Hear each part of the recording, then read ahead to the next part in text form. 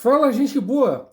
Bom, o que seria? Eu iniciarei essa nossa conversa desta semana fazendo uma pergunta: o que seria mais picante, mais caliente, vamos dizer assim, do que um filme adulto? Bom, quando eu digo filme adulto, obviamente vocês já sabem o que eu estou querendo dizer. Então, repetindo a pergunta: o que seria mais, digamos, caliente do que um filme adulto? Bom, eu tenho a resposta as postagens de Milton Wendel no Facebook. Para quem não sabe, o Milton Wendel ele é uma figura até bastante conhecida aqui em Joinville, filho de um médico, o seu Nelson, renomadíssimo ao longo das décadas de 50, 60 e 70, e que inclusive chegou a ser presidente do Caxias lá em 1964. O Milton Wendel, ele foi geógrafo, ele foi piloto de avião, uma figura, como eu disse ainda há pouco, relativamente bem conhecida na cidade e que também desperta ora paixões e ora ódio.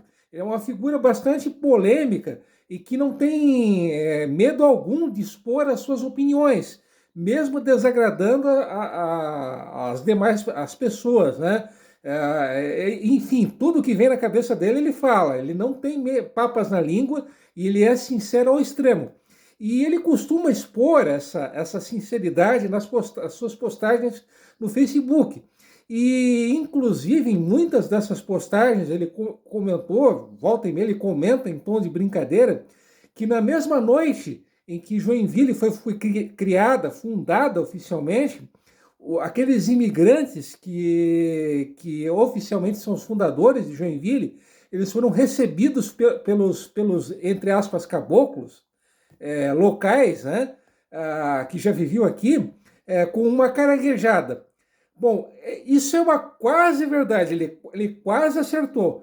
Eles sim foram recebidos com um banquete, mas não de caranguejo. Sim, com muita carne seca, com carne fresca, carne bovina fresca, de bois abatidos na hora, com muito vinho, muita cachaça e muitas frutas. Então, já falando isso, já dá muita água na boca, já dá até fome você comentando, falando isso. Pois bem, é, talvez alguns de vocês estejam perguntando, mas afinal de contas, quem ofereceu esse banquete? Bom,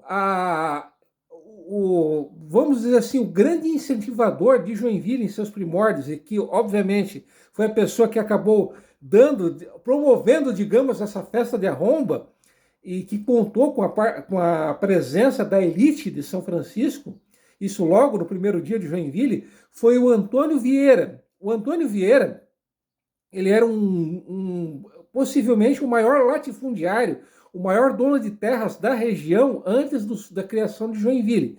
O Antônio Vieira, para vocês terem uma ideia, o que hoje nós conhecemos como os bairros Itaú, parte do Bucarém, Fátima, Guanabara e Jarivatuba, toda essa região que eu acabei de citar, que equivale a esses bairros hoje em dia, pertencia ao Antônio Vieira. E, obviamente, ele era uma pessoa muito rica, muito poderosa, muito influente, e obviamente interessava. Ele tinha todo o interesse que esse empreendimento, no caso a colônia Dona Francisca, que hoje é Joinville, obviamente, esse empreendimento ele desse certo. Dando certo, obviamente, valorizaria suas terras. Uma coisa que poucos sabem é que no jornal do Rio de Janeiro, o Jornal do Comércio, para ser mais exato, Comércio com dois M's, uma edição de 17 de fevereiro de 1852, portanto, praticamente um ano após a fundação de Joinville, aparece uma matéria relatando, assim, de maneira bastante completa, minuciosa, detalhada, como foi o primeiro ano da colônia Dona Francisca. E o autor dessa matéria foi justamente o Coronel Vieira. Então, a primeira menção, a primeira matéria, quem tornou a existência de Joinville pública foi justamente o Coronel Vieira. E o Coronel Vieira era possivelmente a única pessoa não analfabeta que já vivia aqui na região, antes, obviamente, da chegada dos primeiros imigrantes europeus em 1851. Obviamente, essa história não fica por aqui, E tem mais. Então, aguardem o próximo vídeo.